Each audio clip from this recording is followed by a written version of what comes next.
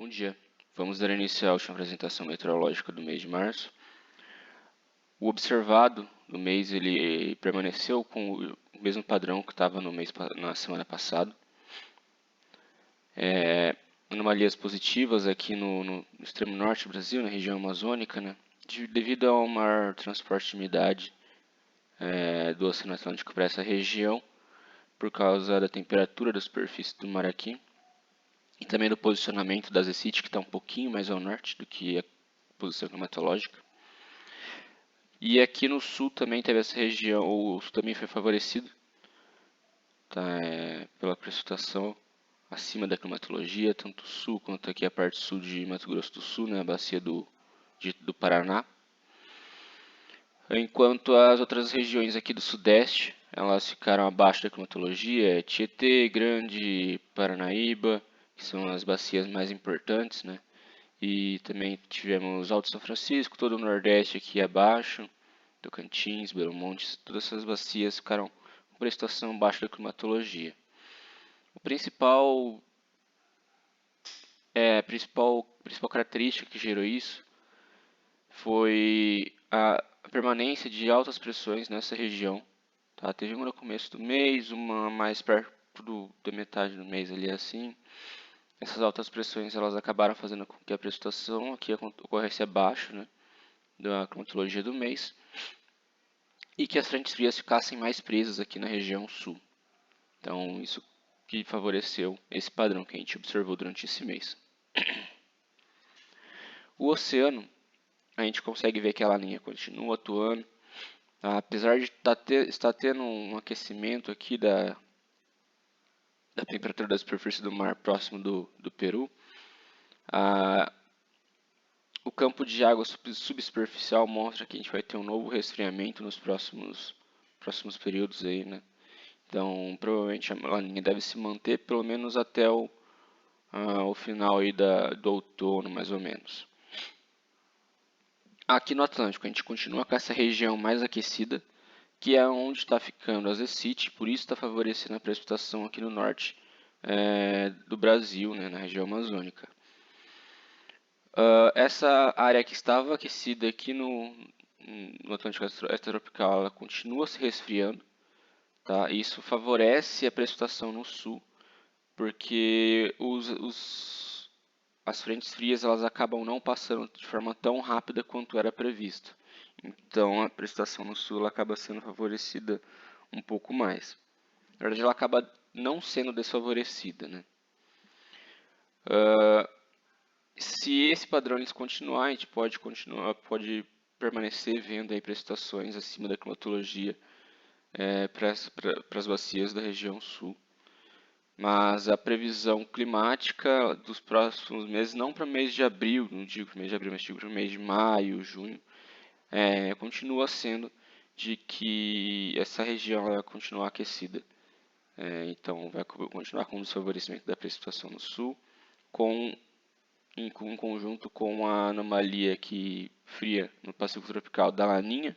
Também esses dois fatores devem continuar desfavorecendo a precipitação do sul mais para frente, lá para maio e junho.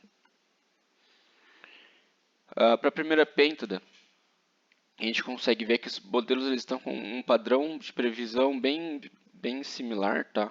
Eles divergem um pouco no posicionamento e no acumulado previsto, mas o sistema que eles preveem é bem similar, tá? Entre hoje e amanhã, principalmente durante a madrugada e comecinho da manhã, a frente fria ela deve chegar às bacias do sul do Brasil, aqui principalmente Jacuí, tá? Não com tanta intensidade no Uruguai. E depois disso ela começa a avançar em direção ao sudeste. Tá? Nas bacias do sul ela não tende a gerar muita precipitação, tá? Uruguai e Iguaçu não vão ser muito favorecidos por essa frente fria. Ela vai ter a maior intensidade aqui no Jacuí e depois, a hora que ela chega no sudeste ali mesmo, gerando precipitação no Paranapanema, Baixo Paraná e Paraná. Depois disso ela começa a ganhar características oceânicas e o acumulado gerado aqui na Bacia do Grande, por exemplo, é mais nas bacias da cabeceira e não tende a ser tão intenso de qualquer forma. A partir do dia 2, essa frente fria ela já está com características bem oceânicas, tá? E nos dias 3 e 4 começa a ter o favorecimento da alta pós-frontal. A gente vê que aqui no dia 4, essa alta pressão ela já se estende até os médios níveis da atmosfera ali, né? Tem uma alta em médios níveis que acaba desfavorecendo a precipitação na região onde ela está atuando, ou seja, aqui no sudeste e centro-oeste, então a gente vai ter desfavorecimento da precipitação, isso para a segunda pêntula. Tá? E aí aqui no sul a gente tem os jatos de altos níveis posicionados sobre as bacias do sul, isso acaba favorecendo o levantamento de ar.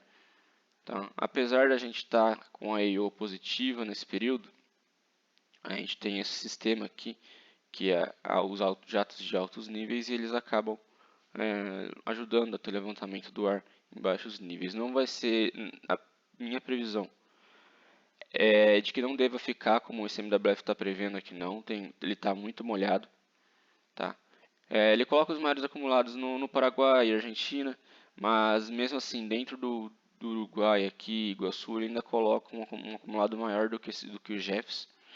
Tá? E na minha visão ele está um pouquinho exagerado. Não tem condições sinóticas prevista para gerar toda essa precipitação, e a gente também vai estar com a EION em fase positiva, que é desfavorável para a precipitação. Tá? Então nesse período acredito mais aqui na previsão do Jeffs. E para a terceira pêntula a gente tem ali a quebra da alta pressão, como a gente não tem uma Madden Julia, por exemplo, que está favorecendo a inibição de precipitação nessa região do sudeste, a Madden Julia está neutra, a tendência é que essa alta pressão se quebre rapidamente, e a partir do dia 8, 9 ali, a gente começa a ver um sinal dessa quebra da alta pressão. A gente ainda tem a precipitação mais intensa prevista para acontecer no sul, tá? Mas apesar disso, a gente consegue ver a volta da precipitação acontecendo aqui nas bacias do sudeste, o que não aconteceu na pêntula anterior. Tá? Isso porque está prevista a quebra, justamente está prevista a quebra dessa alta pressão. Tá? Os acumulados previstos eles não são muito intensos, tá? Aqui no sul que eles chegam a 40 milímetros, mas no sudeste eles não devem passar ali dos 20 para essa última pêntula. Lembrando que são sistemas sinóticos, então ainda está um pouquinho longe, pode ter uma variação até que grande para essa região, para esse período, perdão. E para a previsão de abril, a gente vê que os modelos eles variaram bastante, tá? Principalmente aqui o ICMWF ele molhou bem nas bacias do sul.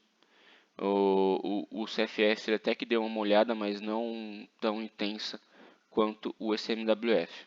Isso aconteceu devido ao começo do mês ali, que a gente vai estar sob atuação numa alta pressão e a precipitação vai acontecer preferencialmente aqui nas bacias do sul. Tá?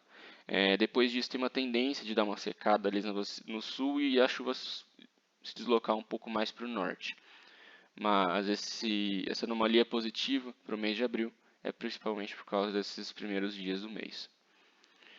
Tá? Isso é o que eu tinha para falar hoje. Qualquer dúvida é só entrar em contato comigo. Bom dia.